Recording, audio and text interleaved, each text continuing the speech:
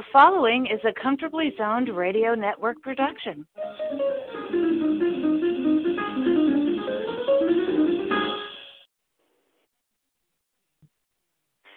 Thank you, Tally Olson. I am back, and you are comfortably zoned with me, the Zig Zag Man, in Alameda, California, right across the bay from San Francisco, across the moat from Oakland, in the northern part of the, I could say the second greatest state in the Union, but my guest, Jerry Feitelberg, will say it's the third best state in the Union. He's from Boston, I'm from New York, we both live in California, and Jerry is a mainstay on the Comfortably Zoned Radio Network. I talked to him about a lot of stuff, mostly sports and politics. And today is the day that, the day after President Trump is officially impeached. Now, what do you say to that, Jerry? Is that pretty cool after all this time? Yeah, it really is. And it's only the third time in the history of this country that we've impeached the president in, 243 years, something like that we've been a nation. And it's to be used. It's to be used when the president does stuff that he shouldn't be doing. The president is given awesome powers. The president takes an oath to preserve, protect, and defend the Constitution of the United States against all enemies, foreign and domestic.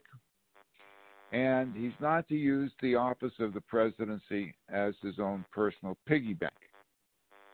So, here we have the third time in American history. We would have had four, but the President Nixon resigned before he was impeached. And the last one we had, when Clinton was impeached, he was impeached for lying. And the opposition party, the Republicans at the time, went after him with guns blazing because he did not tell the truth about an affair that he was having, and he did lie under oath. But that was the only article that they had in the articles of impeachment, that he lied under oath. What this guy did, and he did. How did he come to be found not guilty by the Senate? He needed 67 votes. He was not going to get it. He did not. They did not. I don't think he even got 50 votes. So Clinton was discharged, but he still was saying that he was impeached. And yeah, he lied. But if you took 1,000 men that had cheated on their wives, they probably all would have lied under oath and said they didn't do it. So it was especially in the public eye that he was in. That was his. Sure. You could understand that's the first instinct, is to protect the sanctity, and I'm putting that in quotes of his marriage.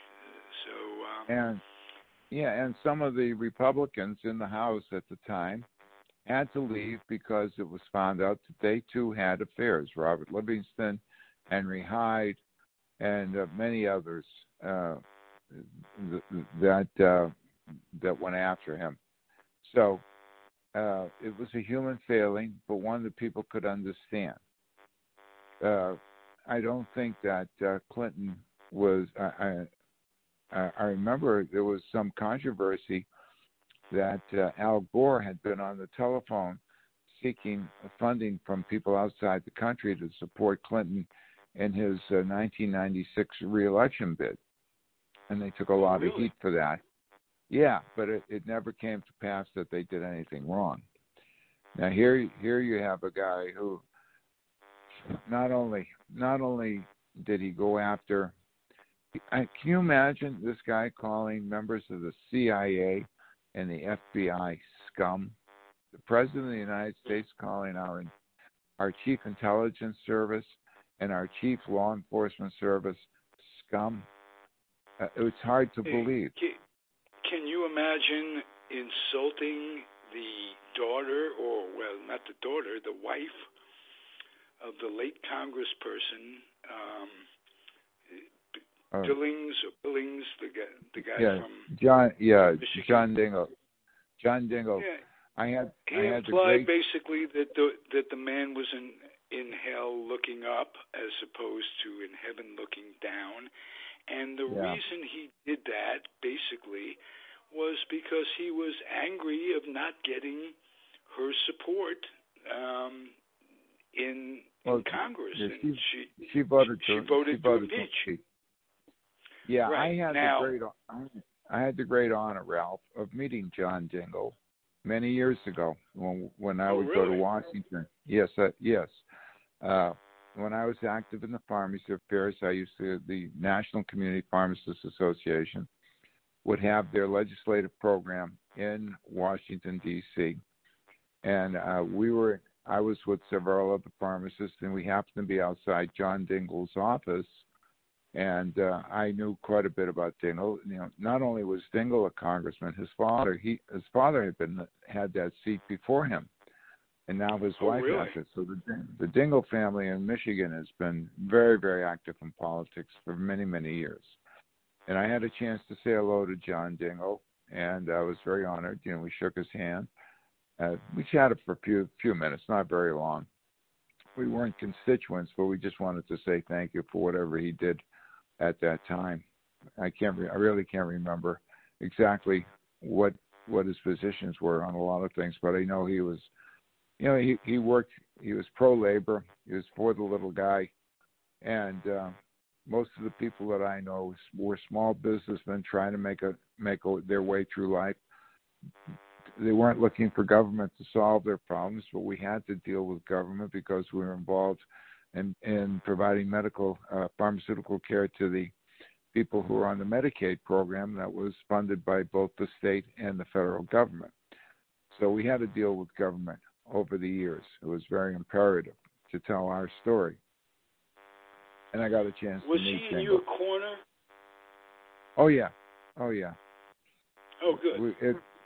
Yeah. I guess my point is, whatever he was like, whatever his character was, whatever his politics were, he was a member of Congress, and the man's dead. Yeah, he passed away. There's kind of an unwritten rule of society is that you don't prey on someone who can't defend themselves, especially with the dead.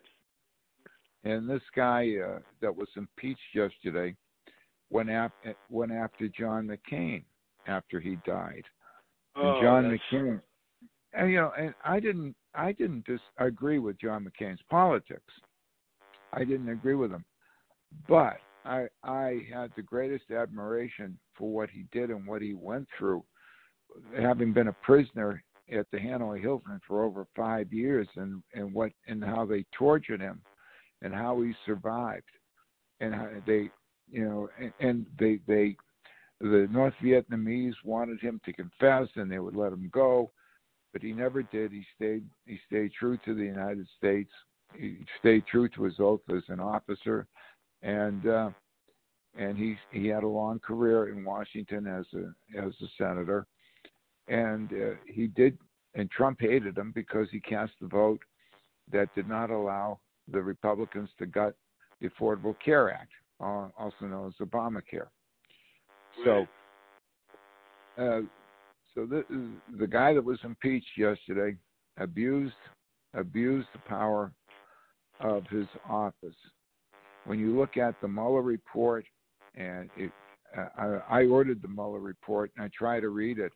A lot of it was redacted, but they did make it clear that the Russians were quite involved in all the computer stuff and all the technical stuff that they had, and they indicted many of the Russian conspirators that were involved in hacking the DNC server and getting the Clinton files, and then they released the WikiLeaks.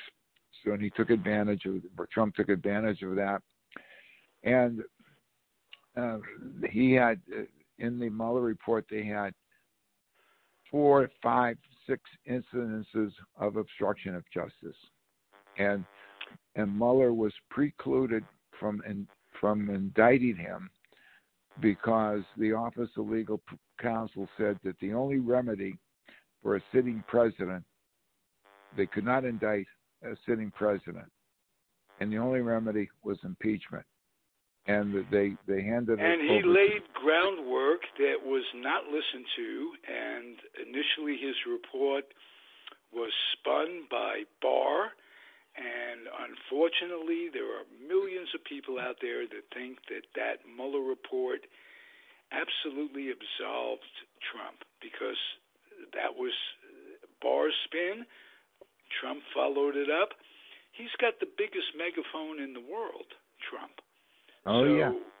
If we think he's just up there lying 40 times a day, which he is, other people listen to him, they don't know he's lying. They don't watch CNN. They don't. Yeah, exactly. They're paying attention to Fox News, which is the propaganda wing of the Republican Party. It's fair. It's not fair, and it's not balanced. It's just pro Trump 24/7. So, but people can watch whatever they want. The problem is people don't read, they don't listen, they don't pay, they don't think things out. And if you remember, Nancy Pelosi was hesitant to tell her troops to impeach, to go after him, even with the Mueller report. And then when Mueller did testify on July 24th or whatever it was, the very next day, Trump was on that phone with the president of the Ukraine, Zelensky, and he said, "Could you do us a favor, though? Would you do us a favor, though?" And he mentioned going after Biden and Burisma, and because Joe Biden's son had been on the board of directors. Now, and then he also wanted I think he wanted the Ukrainians to go after the server. There was this debunked rumor that the server was in the Ukraine, and he doesn't understand that there was no server. It was cloud computing, and a lot of us don't understand what cloud computing is. It's where stuff is stored somewhere somewhere in the cloud, and a lot of people don't understand it, but it exists. Right. The Ukrainians did not interfere in the 2016 election. The Russians did. And well, whether they did or not, the act of asking a foreign power to interfere with our system, that's what he's guilty of, and pure and simple. And they picked the two most obvious, simple things to impeach him on: obstruction of justice, because he wouldn't give up witnesses and papers to Congress, and abuse of power. And it's a simple matter. I thought the case was decided when he fired Comey. That was obstruction of justice. And It should have ended right there. They should have came to him and tapped him on the shoulder and said, "Can't do that." You just no. The other obstruction occurred during the Mueller report when they wanted to talk to Hope Hicks. They wanted to talk to Don McGahn, and he said, "No, you cannot talk to them." And they issued subpoenas, and they disregarded the subpoenas.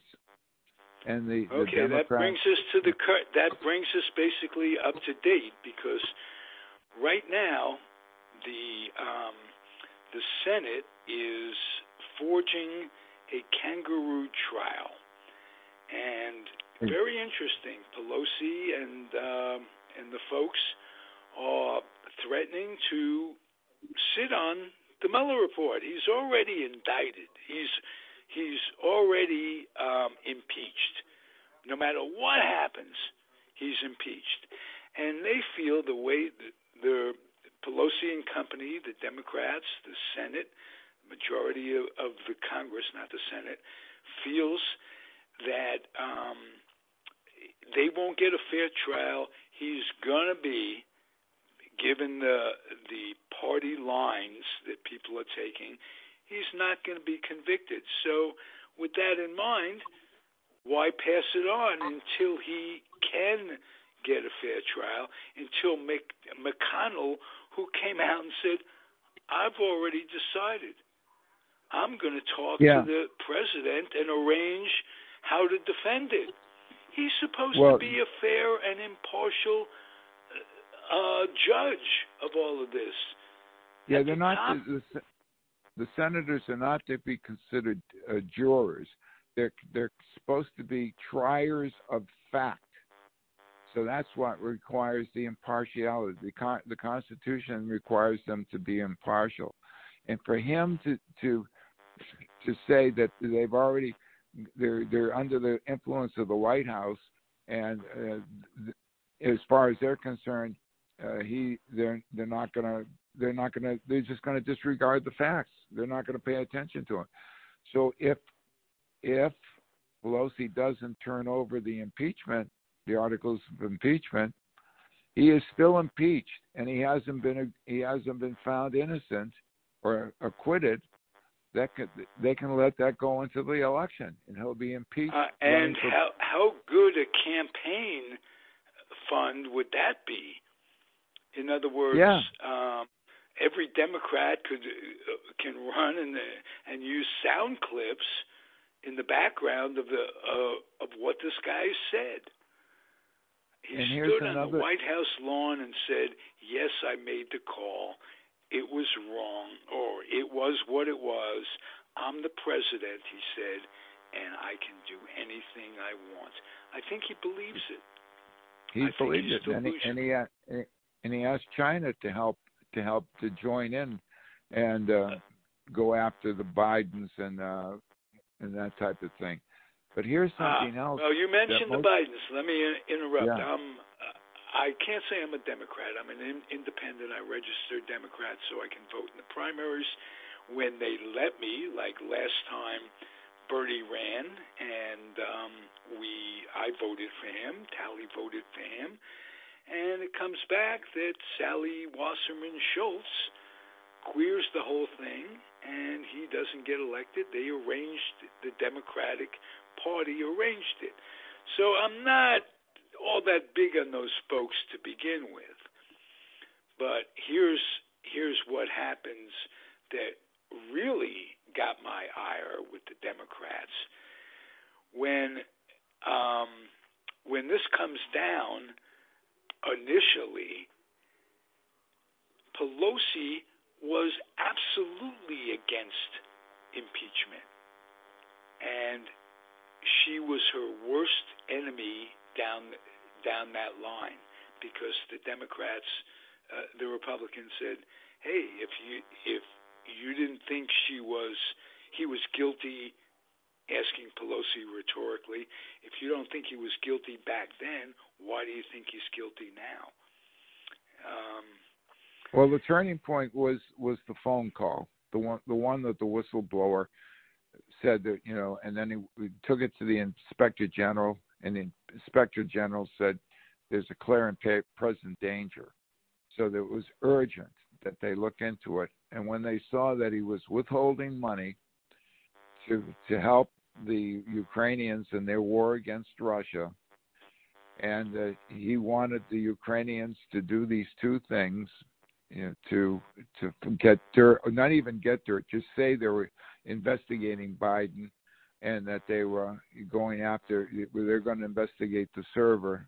Ukraine's was involved in the 2016 election.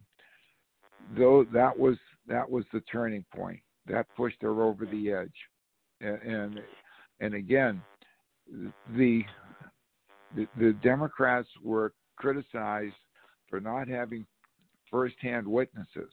They wanted to have Mick Mulvaney. They wanted to have John Bolton. They wanted to have everybody that might have had firsthand knowledge.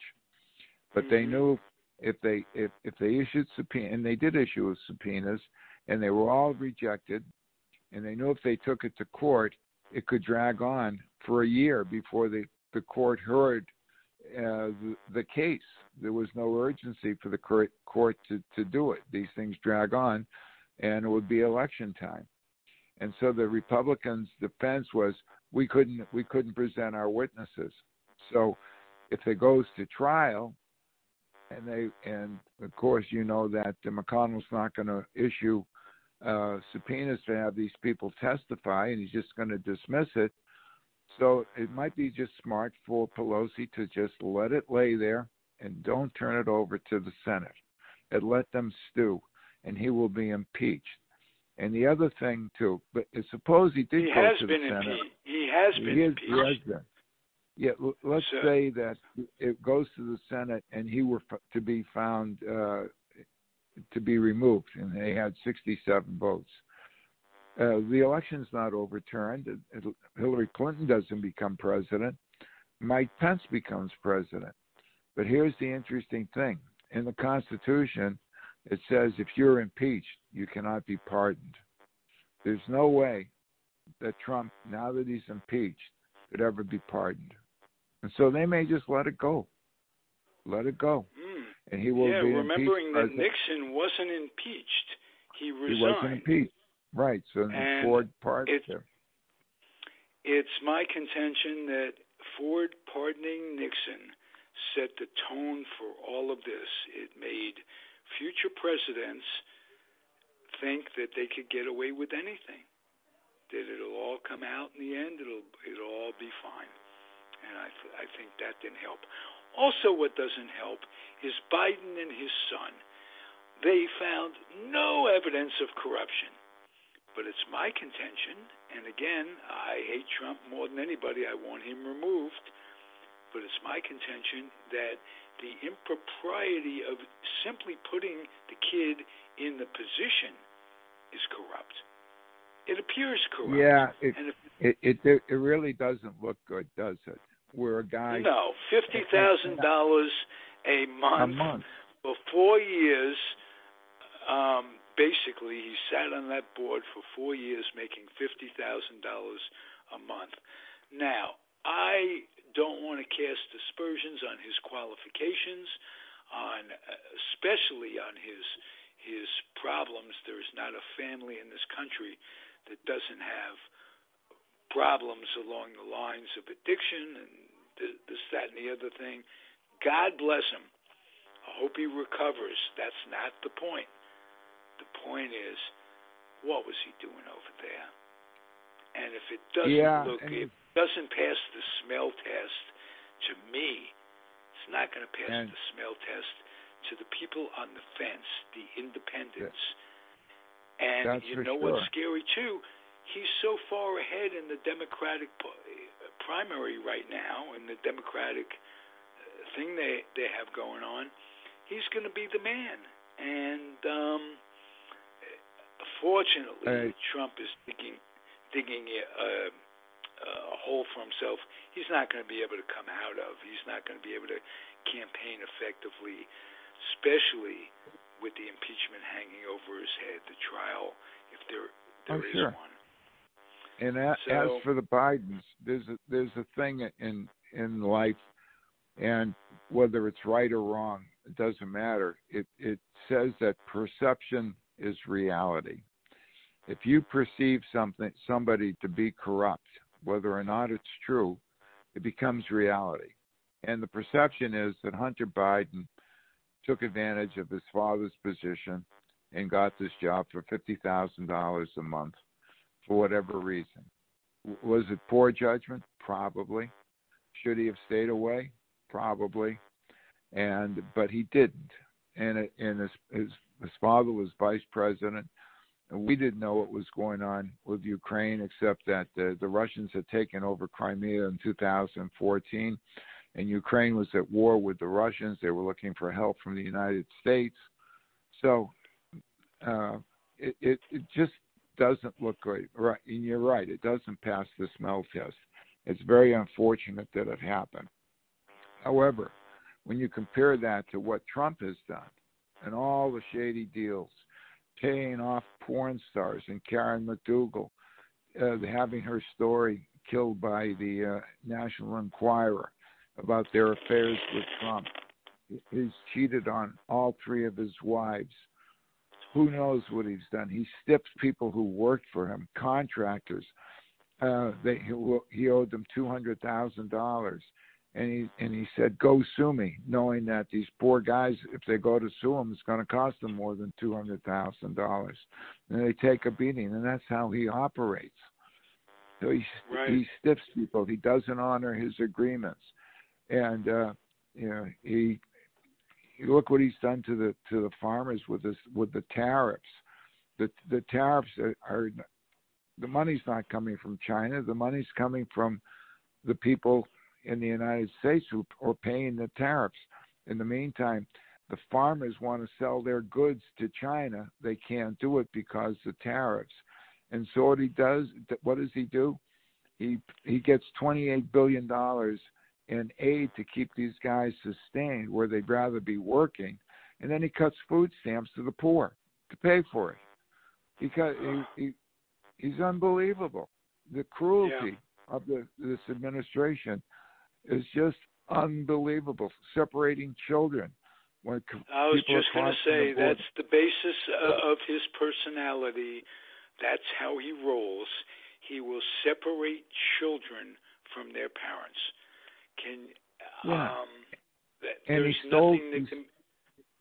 He just paid $2 million fine from stealing from a charity that was supposed to donate money, raise money for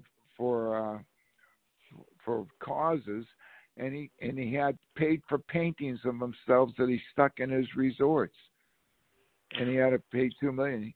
Totally dishonest. He's a grifter. No question about it. And yet every single Republican congressman voted for him. Every single one. Only one, Justin Amash, left the party, and he voted to impeach him. But the rest of them all stood in line. And I know that deep down, a lot of them can't stand him. And the same thing in the Senate. If they had a silent, secret ballot in the Senate, a lot of these people would vote to convict him. However, because they call the roll and people are identified, the Republicans are going to stand with him. But a lot of them, a third of the Senate is up for re-election in 2020, and those in Colorado and the one in Gardner in Colorado, Collins up in Maine, they're going to have tough fights on their hands, and they may get thrown out of office for supporting them. Absolutely. Susan Collins, Jeff Flake, and others all expressed regret at what he was doing. He was doing all this terrible stuff, and when push came to shove, they all voted with him. So they gave lip service to it. Oh, he's terrible, and he's doing all these terrible things, but I'm not going to vote against him. So they have to stand on their record, and maybe the people in Maine will throw him out. People in Colorado will throw Gardner out. Who knows? But I think that the Democrats have an excellent chance of taking the Senate and retaining power in the House, and they could take the White House. As for Biden himself, I heard Biden speak at the Flint Center about 2 years ago, and he's a very good extemporaneous speaker. He presents himself well. He certainly has the knowledge. He served on the Foreign Affairs Committee, and he was vice president for 8 years. I think he's certainly capable of doing the job. And the rap on Biden is the same rap on Bernie Sanders and the same rap on Michael Bloomberg. And they're all capable people, but they're a little bit long in the tooth. And they're getting to an age where stuff happens. They're in their late 70s. They're going to be Biden would be 86 by the time if he serves 2 terms. And things happen to people as they get older. It just does. It's just the way life is. So I don't know if Elizabeth Warren is going to make it, and I don't know who else would be in the Democrats' best interest.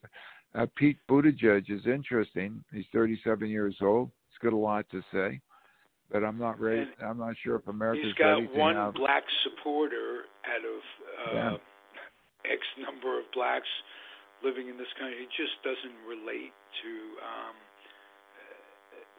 minorities, and I don't think he has the experience. He coming from being a mayor and not a very successful one at that. His heart's in the right place.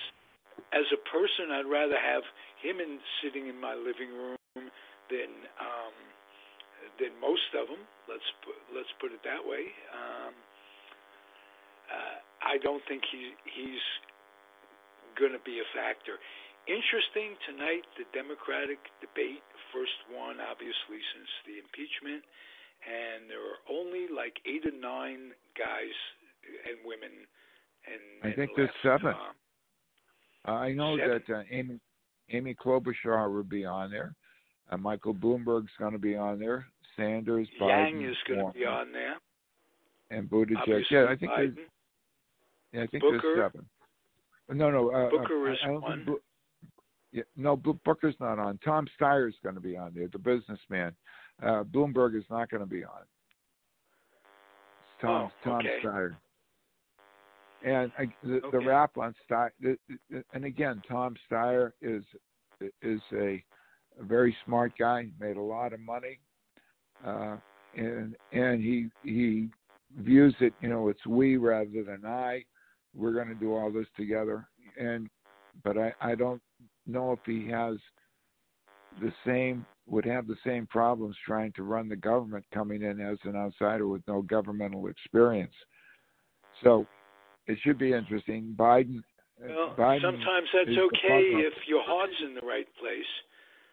Because what the government's given us in the past, say 30, 40 years, needs some improvement.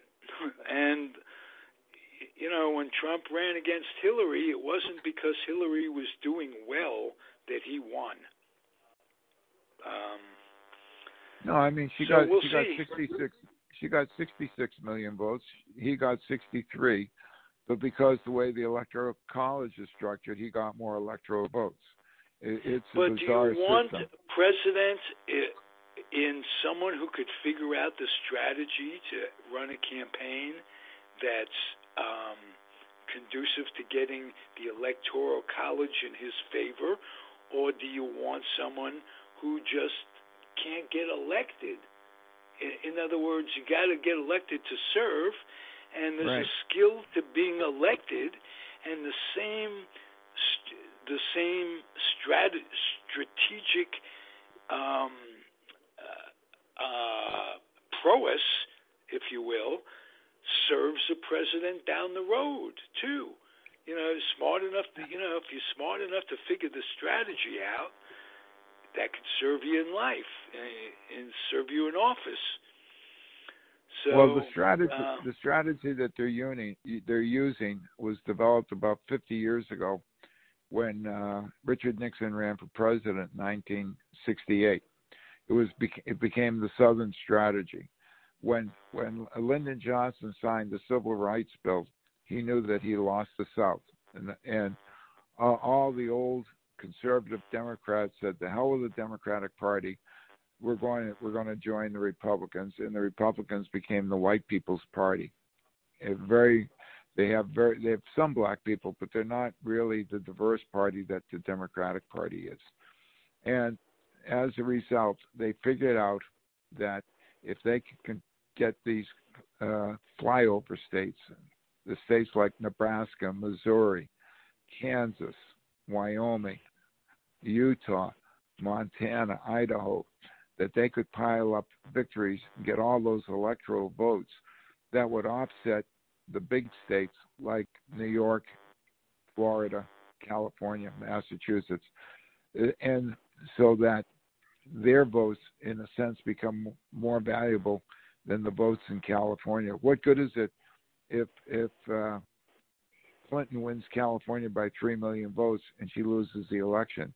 She has more votes. She should have been in any other country. She would have been president, but because of the electoral system, it was devised so that the rural states would have an equal say, I suppose, or as much say as the big states.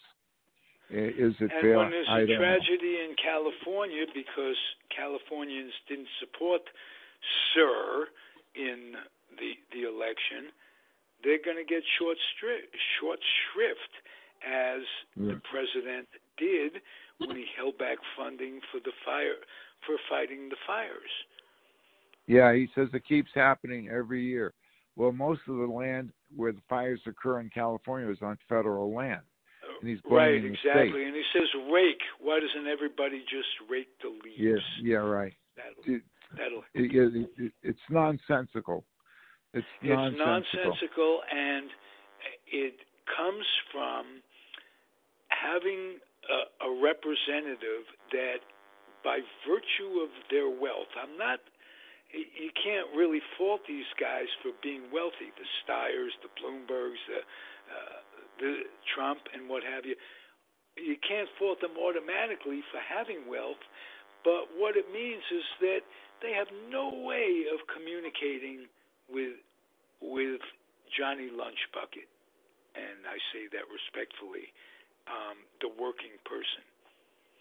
And it gets to the point where we had a president, I think it was Bush Sr., who was forced to put himself in a position where he was in a supermarket and he had no cash. He didn't know how to work. I remember. Remember that? He never knew how to pay for anything in the supermarket. He'd never been in one. And this is a guy that's going to represent our needs as a collective people. Good luck. How about that? Absolutely. Absolutely. The other thing that Trump is doing is saying, he's built this wonderful economy. He inherited an economy that Barack Obama literally saved. We had the worst recession since the Great Depression, and people were affected. I was affected, very significantly affected by that, because the value of my portfolio, which I depended on for my retirement, was severely impacted, and it never came back. It never came back, even with the good economy. It's holding its own now, and but nevertheless, the tax cuts that he gave were for the rich, and it did not help. Did not help the average person. When they took away the state and local taxes as deductions from your income tax, that impacted the states like California, New York, Florida, where they could only take up to $10,000 as a deduction. Well, people in California, and they have Prop 13, but if you buy, housing is so expensive. If you buy a house and you can afford it, and houses in the peninsula go for $4 million, $5 million, well, 1% of $5 million is $50,000 a year in property tax. You can only deduct $10,000 now, and you have to pay the taxes on the $40,000. That you don't get to deduct that anymore. That's a huge expense for a lot of people, and it hurts a lot of people.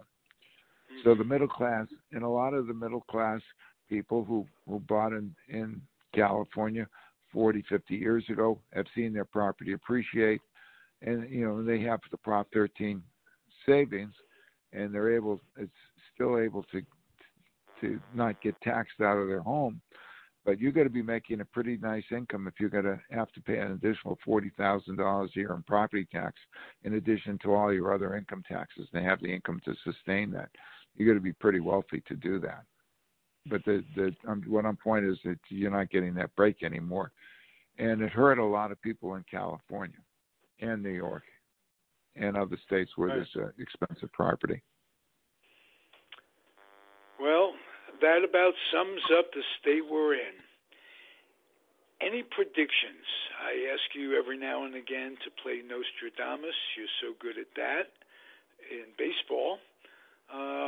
What do you think's going to happen? What's the end game going to be? In politics, we're at the end of 2019. The Iowa caucus is around the corner. That'll be early in February. The New Hampshire primary is coming. And they have Super Tuesday, I think, the first week in March. So that's only a couple months away. And by that time, we'll have a better fix on who the Democratic nominee will be. And of course, the political conventions will be in July and August, as they usually are. And it's going to be an interesting year. Trump is the only president that has been impeached in his first term. Clinton was impeached in his second term, and Andrew Johnson was impeached after the death of Abraham Lincoln. So it's interesting to see what will transpire. I know that Trump's base, they don't care. They just don't care. There's going to be 40 to 43% of the public that are going to vote for him. The key will be are people fed up enough to go out and vote him out of office. They did that in 2018 when they brought in all the Democratic representatives and turned the House over to Democrats. And seeing what's going on in this year and what will go on next year with his circus, there might be enough people, and if the Democrats can get out the vote and they can overcome the Republicans' attempts to suppress the vote, they'll be fine. They might sweep everything next year, and I wouldn't be surprised. But do you I'm worry, not gonna like I do, that if it goes to trial and he's not convicted, he's already impeached. If he's not convicted, it will band his base together, and that will be like a rallying cry. You can picture him saying, "See, it was a witch hunt." No, if he doesn't turn over the articles of impeachment until the day after the election, it's not a problem. If he's voted out, then you bring it over to the Senate, and you say, "You want to acquit him? Fine. He's going to be out of office on January 20th. We can put up with him. You want to do it? Fine." But so theoretically, they could wait to pass on these articles. Can the Congress? Why not? Why not? They can wait till after the election to do that? Yeah, that's what McConnell did with Judge Garland. He knew that Obama had every right to nominate him to be Supreme Court Justice, and he held off until after the election. And Nancy Pelosi can hold on to those articles of impeachment until after the election. Screw him. Screw McConnell. And hopefully McConnell will get voted up. He's up for re-election, too. Yeah, and having this over his head makes Trump a very nervous person. You can see it in last night's speech, and you can see it in his demeanor this morning. He doesn't like being impeached. Who would? Well, this is the first time in his life that he's been held accountable. He's gotten away with all his scummy deals, his grift, his graft, whatever he's been doing. He got away with it. People have sued him 3,500 times, and they've destroyed records. They have their game plan down to string it out to paper. When someone files a lawsuit against you, the most common trick that the lawyers do, and especially if they don't have a lot of money, is to paper them over. Demand this, demand that. So if they have to hire an attorney, that the cost of this lawsuit in order to win is going to cost more than what they're seeking. So if you're seeking a couple $100,000 and the lawsuit's going to cost you $500,000, why bother? So you just let it go. And that's how he's learned how to do that over the years. And there's been times where they subpoena documents from him. The documents don't exist. Go sue me, right? Can't prove it. Hey, he's never given up his income tax returns. Right, and there's a reason for that, because he may be involved in limited partnerships with different entities from these different countries where he got his money from. There may be Saudi Arabia, Russia. You could think of right, right, exactly, and it's look reflected in the way he deals with the Prince of Saudi Arabia and Putin himself. He's exactly absolutely a puppet. He's in their pockets. And, right. Look what happened with Jamal Khashoggi. The man gets murdered and dissected in the Saudi Arabian embassy in Istanbul or Ankara or wherever it is, and the CIA has said that Mohammed bin Salman was the perpetrator. He ordered it, and what did he do? He gave him a pass. He knows damn well that MBS is the guy responsible for Khashoggi's death. And he also knows, I don't know what's going on with Putin. Putin's become phenomenally wealthy as president of the Russian Federation. With all Russia has only one real major export, it's oil and gas. They have a lot of it. And somehow Putin has gotten his hands and has become phenomenally wealthy as the president of the Russian Federation. In the deals. Politicians getting wealthy in this country. McConnell had $2 million in assets 10 years ago, and he's got $29 million in assets now. Yeah, his wife was the Secretary of the Treasury. His wife's family is very, I don't know if they're in Taiwan or in China. I think they're in Taiwan, but they've made a lot of money, and the McConnell and his wife are the beneficiaries. So you have to look into that. I don't know if they're doing anything illegal, but it looks suspicious, just as like Hunter Biden working for Burisma looks suspicious. What's going on with McConnell looks suspicious also. Yeah. Well, I contend that the Biden thing is going to come back and bite him in some sort of presidential debate with Trump. From what I'm hearing, I don't think Trump wants to participate in the debates. Oh, really? I've seen that. Well, kings don't do that. Emperors don't do that. So I can see his mindset. Exactly. And my greatest hope is that he gets defeated. He gets defeated in November. He leaves office on January 20th, and as he's leaving, the federal marshals are there with all the indictments from the state of New York, and anyone else, and he's arrested and goes to jail.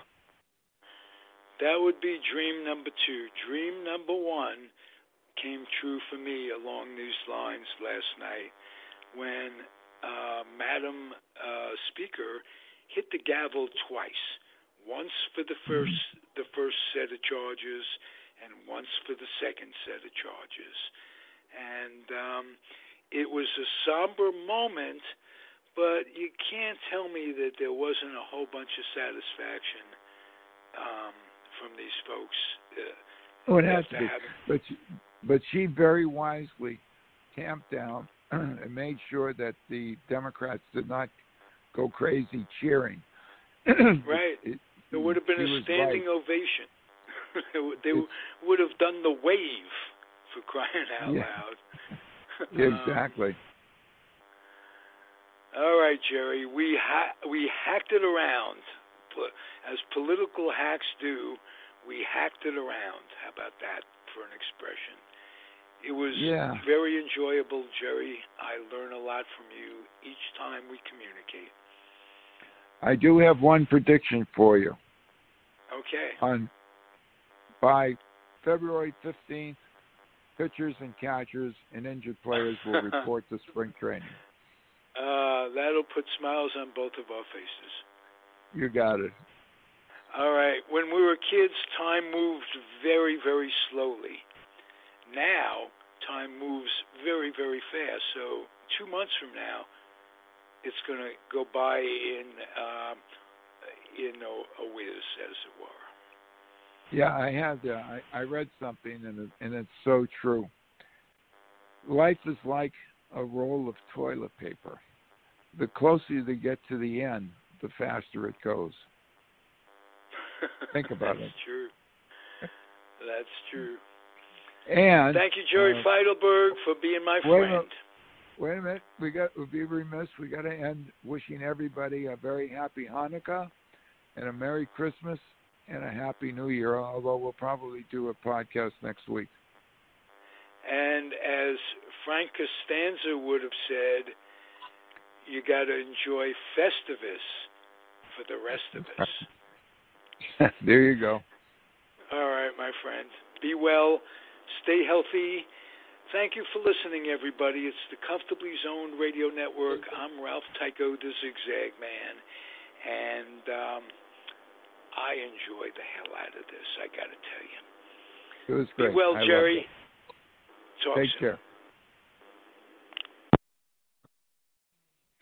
The proceeding has been a Comfortably Zoned Network production. You are advised to keep your dreams wet, your humor dry, your children and grandchildren out of military recruiting offices and off the laps of clerics who wear dresses. Thank you for listening, everyone. Happy trails.